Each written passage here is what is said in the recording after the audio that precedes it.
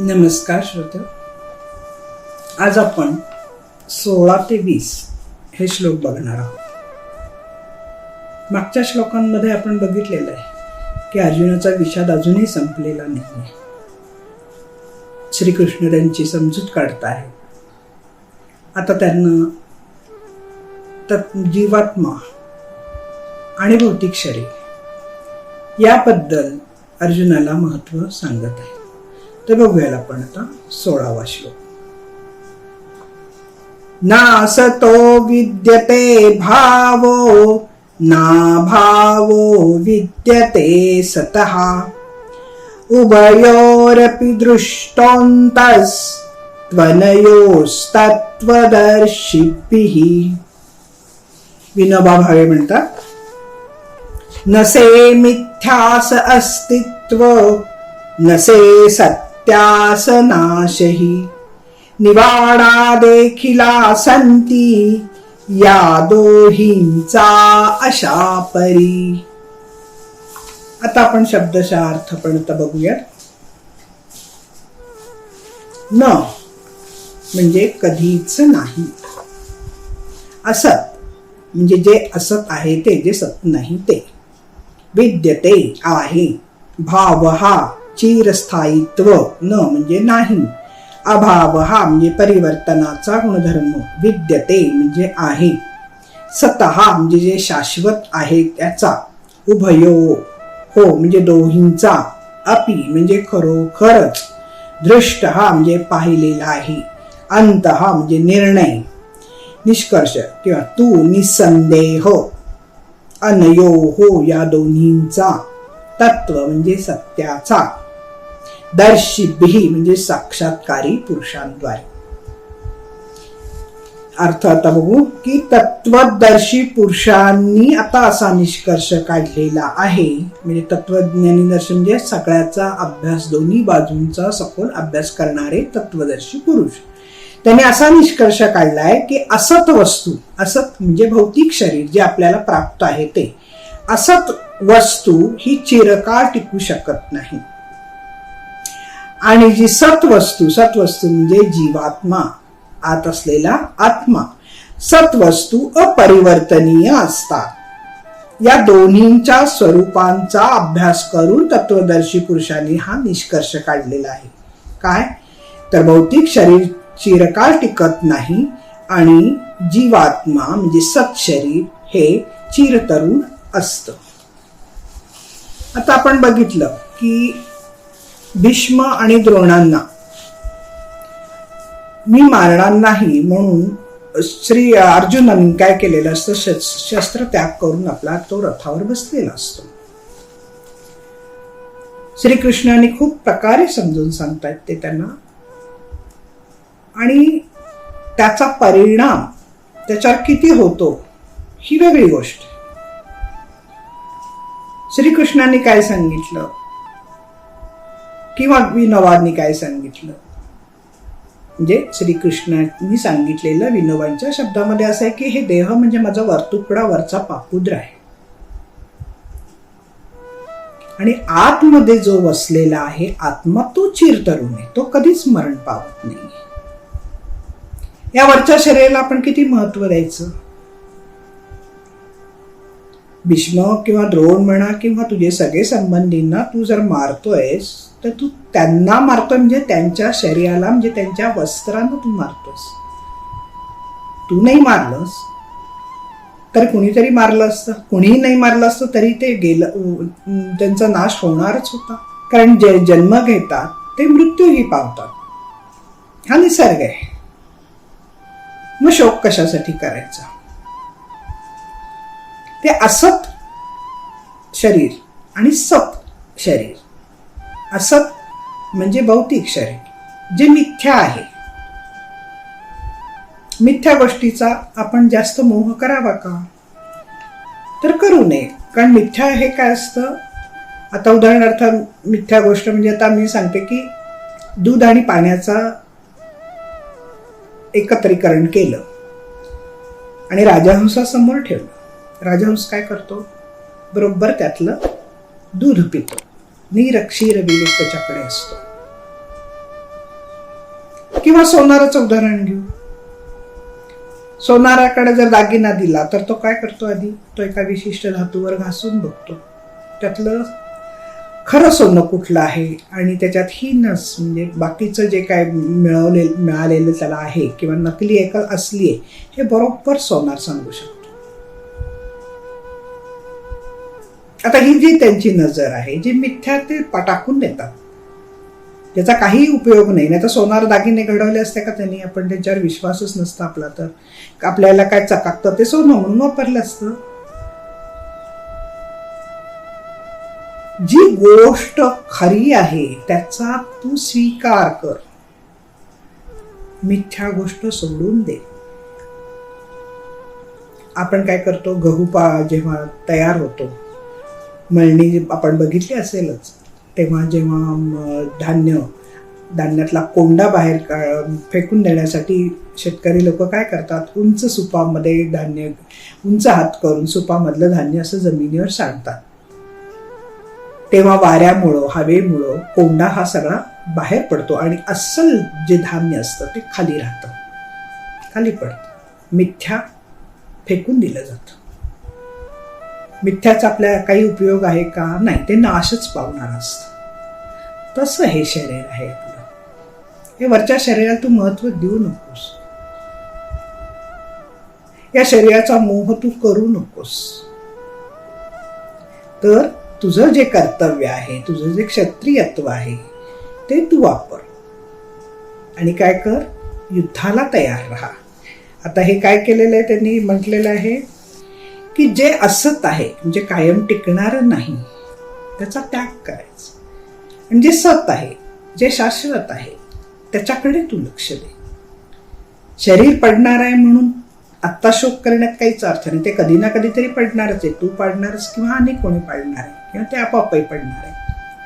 मग त्याच्यापेक्षा तू क्षत्रियात्व तुझं हे कर, कर्तव्य पार पाड आणि या असत गोष्टीकडे जास्त लक्ष न देता सत गोष्टी जे चिरकाळ टिकणारी आहे त्याच्याकडे तू लक्ष दे, असं श्रीकृष्ण अर्जुनाला सांगताना आपल्याला दिसतात. एकतर म्हणजे आपण काय करतो, शरीर नष्ट होतं म्हणजे काय होतं, आत्मा तर त्यातलं नष्ट पावत नाही. त्यातलं चैतन्य जे असतं, विश्वात जे बसरलेलं जे चैतन्य असतं ते चैतन्य या शरीरामध्ये आत्म्याच्या रूपाने आलेलं असतं आणि आत्मा परमात्मा यांचं तिथं मिलन घडत असतं. जेव्हा या चैतन्याचा आपल्याला उलगडा होतो तेव्हा हे जग चालू राहतं. मग याच्यामध्ये आपण चांगल्या वाईट गोष्टी सगळं करत राहतो. इंद्रियांना किती आहार जायचं, काय जायचं हे आपण बघत राहतो. या आत्मा परमात्म्याचं मिलन या शरीरामध्ये होतं, परंतु जेव्हा अधर्माला आपण लागतो किंवा हे लागलेले लोक आहेत त्यामुळे ते काय झाले, असतकडे ओढले गेलेले आहेत. असत म्हणजे शरीर धर्माकडे ओढलेले गेलेले आहे. जे अविनाशी शरीराकडे गेलेले त्यांचा मृत्यू आहेच आहे. धर्माकडे गेलेले असतील तेही आहेच, त्यांचाही मृत्यू आहे, पण त्यांचा मृत्यू करण्याची काही गरजही नाही. आता आपण यांना का मारतोय, कौरव पांडव हे लोक जर आपण समोरासमोर उभे आहोत तर आपण युद्धच आपलं का सुरू झालंय की असत्याच्या विरुद्ध सत्याचा विजय होण्यासाठी हे युद्ध आहे. हे धर्माचं युद्ध आहे. हे धर्माचं युद्ध असल्यामुळे तुला बाकी गोष्टीकडे बघण्याचं काहीही कारण नाहीये. समोर आहे त्या शत्रूचा वध करणे हे एवढं तुझं कर्तव्य आहे, त्यामुळे तू ते केलं पाहिजे असं श्रीकृष्ण त्याला समजावून सांगतात. आता आपण पुढच्या श्लोकाकडे बघूया. श्लोक क्रमांक 17. अविनाशी तु तद्विद्धि येन सर्वमिदं विनाशमव्ययस्यास्य न कश्चित् कर्तुमर्हति. याचा अर्थ विनोबा म्हणतात, ज्याने हे व्यापिले सर्व ते जाण अविनाश तू, नाश त्या नित्य तत्वाचा कोणीही न करू शके. अर्थ आपण आता बघूया. अविनाशी, अविनाशी म्हणजे नाशरहित. तू म्हणजे परंतु. तद्विधी म्हणजे ते जाणून घे. येन म्हणजे ज्याने. सर्वम म्हणजे संपूर्ण शरीर. इदम म्हणजे हे. ततम म्हणजे व्यापलेले. विनाशम म्हणजे विनाश. अव्ययस्य म्हणजे अविनाशी आहे ते. अस्य म्हणजे या. न कश्चित म्हणजे कोणालाही. कर्तुम म्हणजे करणे. अर्हती म्हणजे शक्य. जे संपूर्ण शरीराला व्यापून आहे ते अविनाशी आहे असे तू जाण. त्या अविनाशी आत्म्याचा कोणीही नाश करू शकत नाही. आपण आता बघितलं की जे शरीर नष्ट होतं पण आत्मा नष्ट होत नाही. शरीरामध्ये जे चैतन्य पसरलेलं आहे त्याच्यामुळे आपल्याला शरीराची जाणीव होते. पण आत्मा हा नित्य आहे. नित्य आत्मा असल्याने आणि शरीर हे दुय्यम स्थानावर असल्यामुळे आपल्याला या चैतन्याचा शोध लागतो. शरीर दुय्यम स्थानामध्ये का आहे? कारण ते विनाशी आहे. त्याचा विनाश होतो म्हणजे ते नष्ट होतं. जन्म घेतो, नष्ट होतं. त्याच्या अवस्था बदलत असतात. या अवस्था त्याच्या बदलत असतात आणि त्याच्यामध्ये चैतन्य जे विश्वभर पसरलेलं जे चैतन्य आहे ते चैतन्य या शरीराचा आधार घेतं. त्यामुळे आपल्याला चैतन्य म्हणजे काय किंवा आपल्या ज्या काही घडामोडी घडत असतात आयुष्याच्या त्या या शरीरामुळे कळतात. आणि या शरीराचा जो आत्मा आहे तो सत अविनाशी आहे. त्याचा मृत्यू नाही आहे.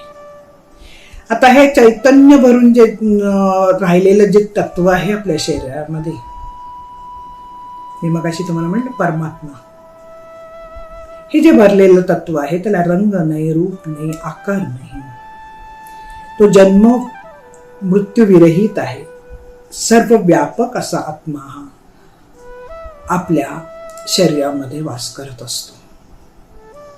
त्याचा नाश करू म्हटलं तरी सुद्धा नाश होत नाही. ते अखंड अविनाशी असं तत्व आहे.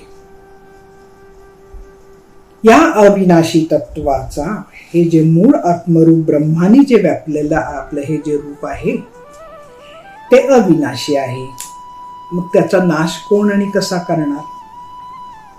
मग तुला हे का असं वाटतंय की मी करतोय म्हणून?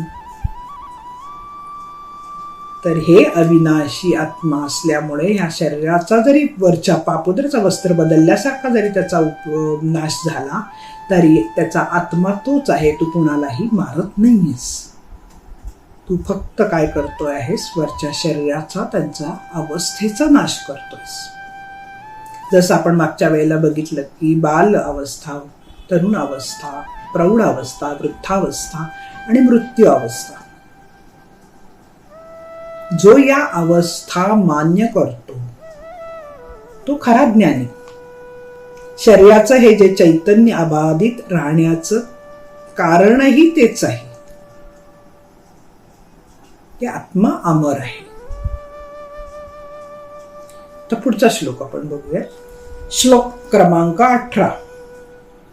अंतवंत इमे देहा नित्यस्योक्ता शरीरिणः अनाशीनो प्रमेयस्य तस्मात् युद्धस्व भारत. म्हणजे विनोबा म्हणतात, विनाशी देह हे सारे बिलिले त्यात शाश्वत. नित्य निस्सिमतो आत्मा अर्जुना झुंज यास्तव. आपण आता त्याचं काय करूया, अर्थ बघूया आधी आणि मग त्याच्यावर आपण विवेचन बघूया. याचा अर्थ असा आहे, अंतवंतः म्हणजे नाशवंत, इमे म्हणजे हे सर्व, देहा म्हणजे भौतिक देह, नित्यस्य नित्य अस्तित्वात असणाऱ्या, उक्ताहा म्हणजे असे म्हटले जाते, शरीरिणः म्हणजे देहधारी जीवाचे, अनाशिनः म्हणजे अविनाशी, अप्रमेयस्य म्हणजे अमर्याद असणाऱ्या, तस्मात म्हणून, युद्धस्य म्हणजे युद्ध कर, भारत म्हणजे हे भरतवंशजा, म्हणजे अविनाशी, अमर्याद आणि शाश्वत जीवात्म्याच्या या शरीराचा निश्चितपणे अंत होणारच आहे. म्हणून हे भरतवंशजा युद्ध कर. इथं परत तेच सांगितलेलं आहे की ज्ञानेश्वरांनी म्हटले की सारासार बुद्धीने जर विचार केला तर हे जग मिथ्या आहे, असार आहे. सत्य आहे तो फक्त जीवात्मा. श्रीकृष्ण सांगत असतात की हे जे शरीर आहे, अंतवंत इमे देहा नित्यस्योक्ता शरीरिणः अनाशीनो प्रमेयस्य तस्मात् युद्धस्व भारत. हे अर्जुना, अविनाशी, अमर्याद, अनंत, सत अशा असणाऱ्या जीवात्म्याचे हे फक्त नाशवंत शरीर आहे. त्यांनी नाशवंत शरीर धारण केलेलं आहे. त्यामुळे तू युद्ध कर, युद्ध तर कर.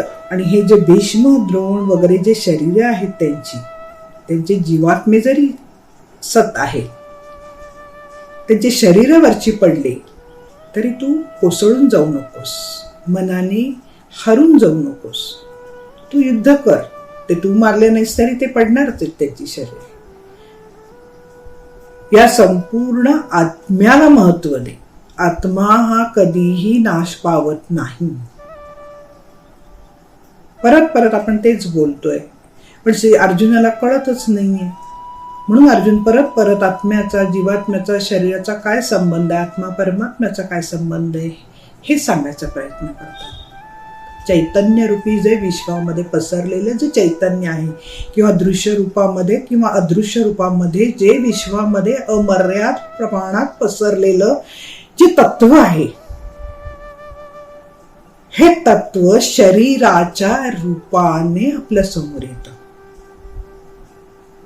आणि शरीराच्या रूपात आल्यानंतर तिथे आत्मा आणि परमात्मा यांचं मिलन होतं. हे शरीराचं संपूर्ण विश्वाचं अमर्याद दृष्टिकोन जर चालवायचं असेल, ही सृष्टी चालवायची असेल, तर आपल्याला जन्म घेणं महत्वाचंच आहे. आणि जन्म नुसता घेऊन महत्वाचा नाहीये, तो त्यागणंही तेवढंच महत्वाचं आहे. हे श्रीकृष्ण सांगताय. आज आहे तो उद्या नाही, उद्या आहे तो परवा नाही, ही फक्त शरीराची भाषा झाली. परंतु जीवात्म्याची अवस्था जो जाणतो, म्हणजे आत्म्याला अवस्था नसतात. जसे शरीराला अवस्था असतात, पण आत्म्याला अवस्था नसतात. आत्मा हा अमर आहे, नित्य आहे, सत आहे, अविनाशी आहे, अमर्याद आहे. त्यांनी फक्त हे आपलं शरीर म्हणजे भौतिक शरीर हे फक्त आधाराला घेतलेलं आहे. आणि म्हणून तू आणि मी आहोत आता या शरीरधारी रूपामध्ये. ही वेगळी वेगळी शरीर आपण धारण केलेली हे सगळे आत्मे आहेत. या शरीराचा म्हणजे या भौतिक शरीरांचा हा कधीतरी नाश होणारच आहे. म्हणून आत्म्यांचा नाश होणार आहे असं नाही. तर तू ही कल्पना तुझी सोडून दे, तुझा हा वेडेपणा सोड. आणि हे अर्जुना, हे भरतवंशजा, तू आता युद्धाला तयार हो, असं श्रीकृष्ण सांगतात. आता आपण पुढच्या श्लोकाकडे बोलूया. श्लोक क्रमांक 19. य एनं वेत्ति हन्तारं यश्चैनं मन्यते हतम् उभौ तौ न विजानीतो नायं हन्ति न हन्यते. विनोबा म्हणतात, जो म्हणे मारितो आत्मा आणि जो मरतो म्हणे, दोघे न जाणती काही, न मारी न मरेची हा. विनोबाजींनी सांगितलेल्या या सोप्या शब्दामधून आपल्याला श्लोकांचा खरं तर अर्थ लगेच कळतो. की जो म्हणतो मारितो आत्मा आणि जो म्हणतो मी मरतो जो आत्मा, दोघेही काहीच जाणत नाही. हे बघणार आधी आपण काय करूया, श्लोकाचा अर्थही बघूया. या म्हणजे कोणी, एनम म्हणजे या, वेत्ती म्हणजे जाणणे, हंतारम म्हणजे हत्या करणारा, एवम म्हणजे याला, मन्यते म्हणजे मानतो, हतम म्हणजे मारला गेलेला, उभौ म्हणजे दोघे, तौ म्हणजे ते दोघे, विजानितः जाणता, अयम म्हणजे हा आणि हंती म्हणजे मारतो. जीवात्मा मारणारा आहे किंवा मारला जातो असे मानणारा मनुष्य अज्ञानात असतो. कारण जीवात्मा मारित नाही किंवा मारलाही जात नाही. विनोबा भावे आता काय म्हणाले, जो म्हणे मारितो आत्मा, जो म्हणतो आत्मा मारतो, मी मारतो त्याला, आणि जो मरतो म्हणे आणि तो मेला, असं जो म्हणतो, दोघे न जाणती काही, दोघेही जाणत नाही. किंवा जो म्हणतो मी मारला किंवा तो म्हणतो मी मेलाय, तर न मारी न मरे चिहा, तो मरतही नसतो आणि तो मारलाही जात नाही. हे जे जाणतो, जो म्हणजे आत्मा, जीवात्मा, जीवात्म्याविषयीच आपण बोलतो आहे. श्रीकृष्ण त्याला सांगतो की अरे तू म्हणतोयस की मी भीष्मांना मारणार नाही, मी द्रोणाचार्यांना मारणार नाही, मी ह्या संपूर्ण माझ्या भावांना म्हणा किंवा सगळे सोयऱ्यांना मारून मी राज्य कुणावर करू, मी या कोणालाही मारणार नाही, मी त्याच्यापेक्षा त्यांनी मला मारू दे आणि त्याने राज्य करू देत, मी भिक्षा मागून राहतो, हे जे म्हणतो तर तू अज्ञानी आहेस. तू जो म्हणतो तो जीवात्मा, आत्मा हा कधीही मरत नाही. तू मारणारा कोण आणि ते मरणारे कोण? जीवात्मा किंवा आत्मा हा मरतही नाही आणि मारलाही जात नाही. हे जे जाणतो तो खरा ज्ञानी. आता आपण असं म्हणतो की मग भीष्मांना आपण मारतो का, भीष्मांना मारायचं? ते अर्थस्य पुरुषोदासः, अर्थाच्या मागे लागलेले ही लोक आहेत. अधर्माच्या बाजूनी त्यांनी काय केलेलं आहे, अधर्माच्या बाजूनी ते युद्ध करत आहेत. म्हणून त्यांना तू मार. तू मार म्हणजे त्यांची भौतिक शरीर तू मार. तू मारतोस म्हणजे त्यांना तू मारतोस म्हणजे त्यांच्या आत्म्याला तू मारूच शकणार नाहीस.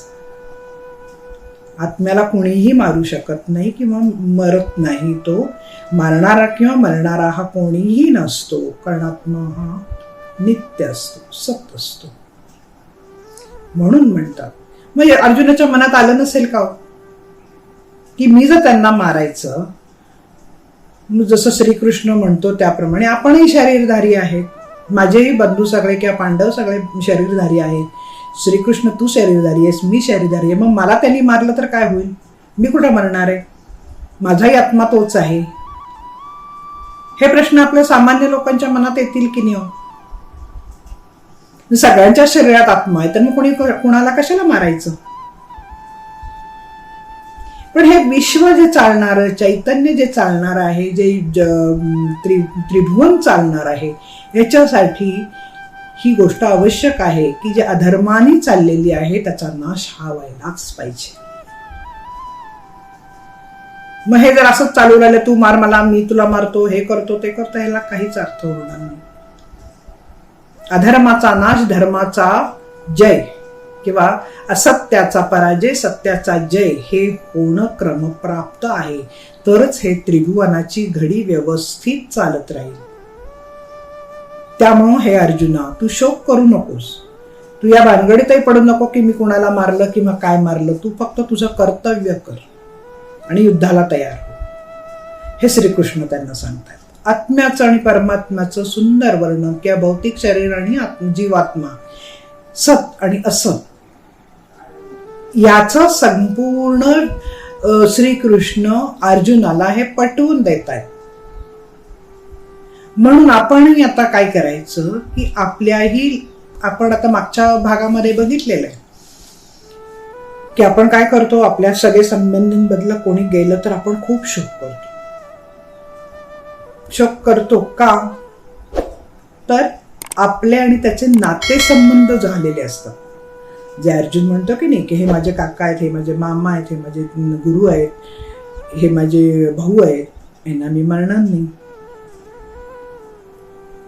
पण असत्याचा जर त्यांनी स्वीकार केलेला असेल, अधर्माचा स्वीकार केलेला असेल, तर त्यांना आपण मारणं क्रमप्राप्त आहे. आणि त्यांनी तुम्हाला क्षत्रियत्वाला तुझ्या जर आव्हान दिलं तर तुला ते मारणं प्राप्त आहे. पण तू रडत बसू नकोस जास्त. तुझे नातेवाईक जरी असतील ते तर रडत बसू नको, कारण त्यांचा आत्मा मेलेला नाही. त्यांनी चांगला दुसरं शरीर त्यांनी पकडलेलं आहे. अवस्था फक्त आत्म्याची बदललेली आहे. तो आहे, इथेच आहे.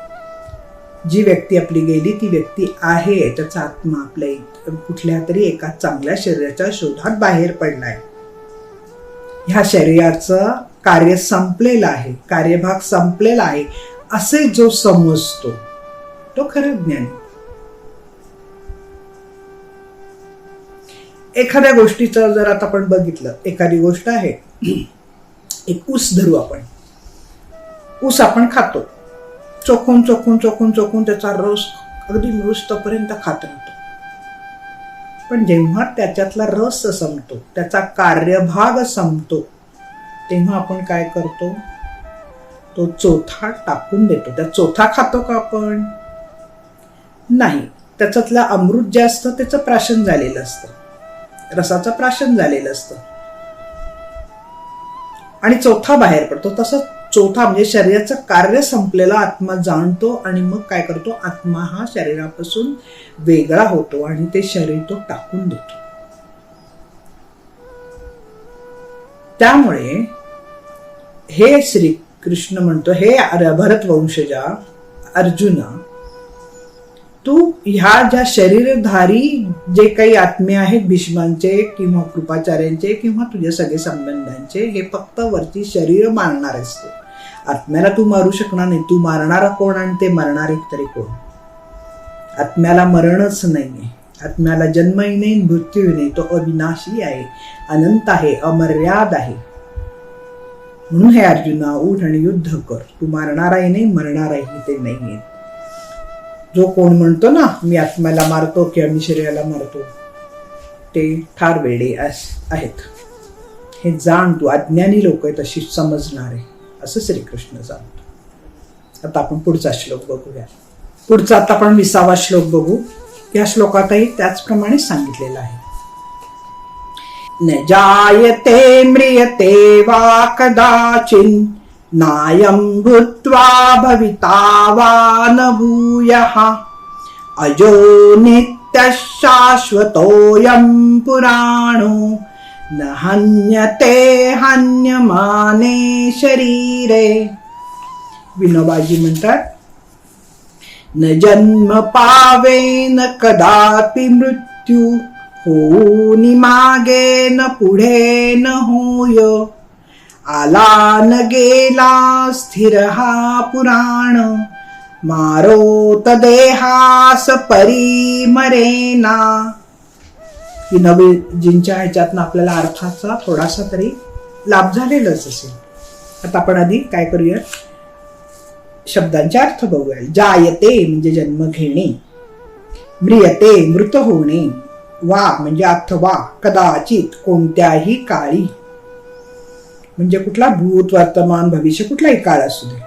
न म्हणजे नाही, अयम म्हणजे हा, भूत्वा म्हणजे होऊन, भविता म्हणजे होणार आहे, वा म्हणजे अथवा, भूय हा अथवा पुन्हा होणार आहे असा, अज म्हणजे अजन्मा, नित्य म्हणजे शाश्वत, स्थायी, अयम म्हणजे हा, पुराण म्हणजे पुरातन, हन्यते म्हणजे मारला जाणे आणि हन्यमाने म्हणजे नाश झाल्यावरही, शरीर म्हणजे शरीराचा. म्हणजे कोणत्याही काळी आत्म्यासाठी जन्मही नाही आणि मृत्यूही नाही. याचा जन्म झाला होता असेही नाही, त्याचा जन्म होतो असंही नाही, आणि त्याचा जन्म होणार आहे असंही नाही.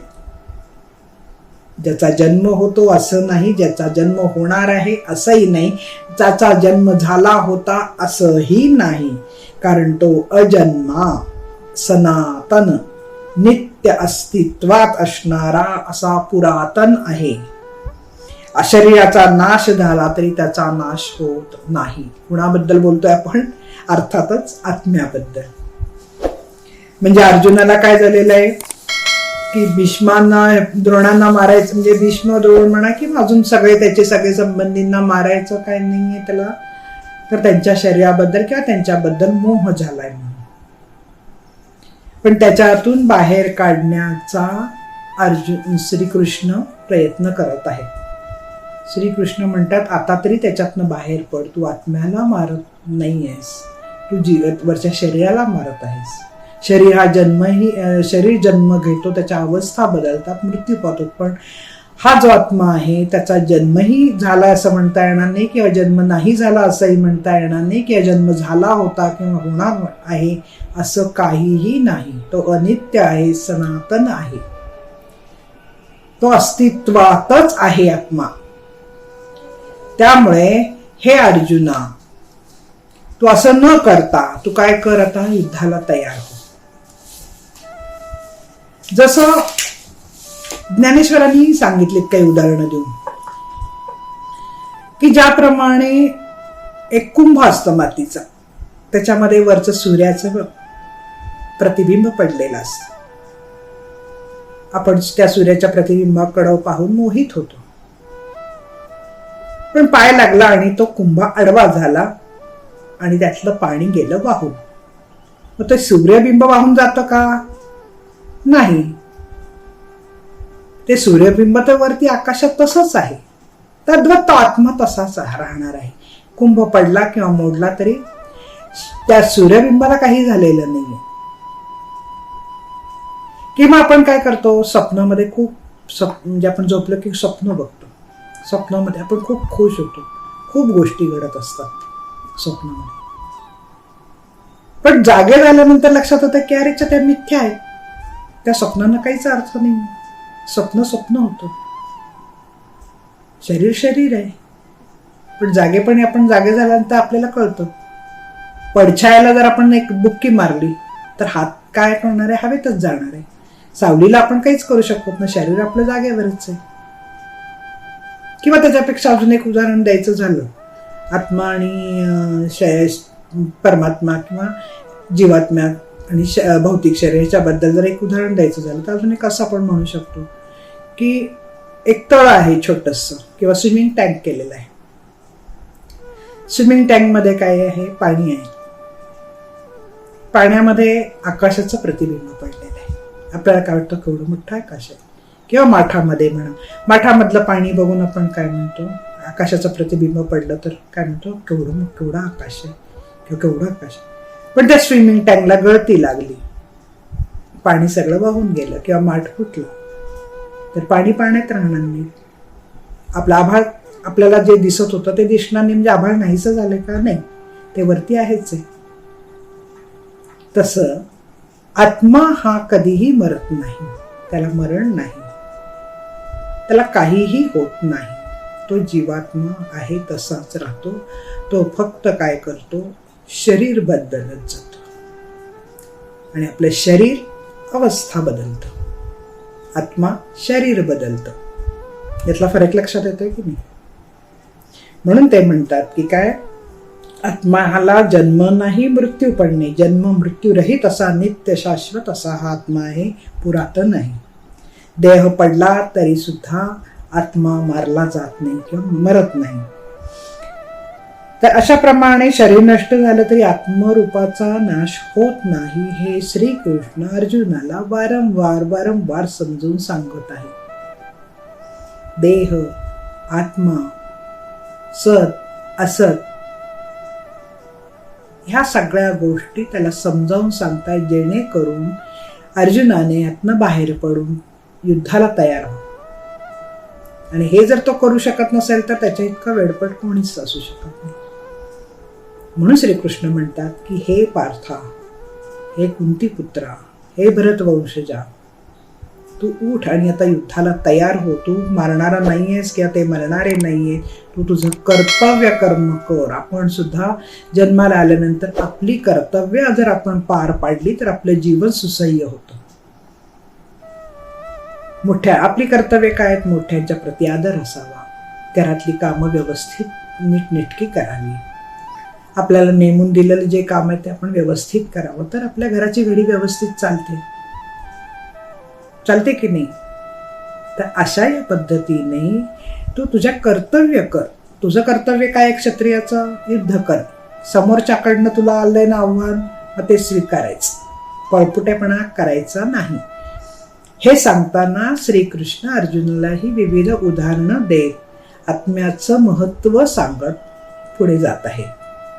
तर आता आपण याच्यानंतर पुढच्या भागात पण श्रीकृष्ण अर्जुनाला काय म्हणतात हे आपण आता पुढच्या भागामध्ये बघूया. तोपर्यंत नमस्कार. आशा करते तुम्हाला माझा हा व्हिडिओ नक्की आवडला असेल.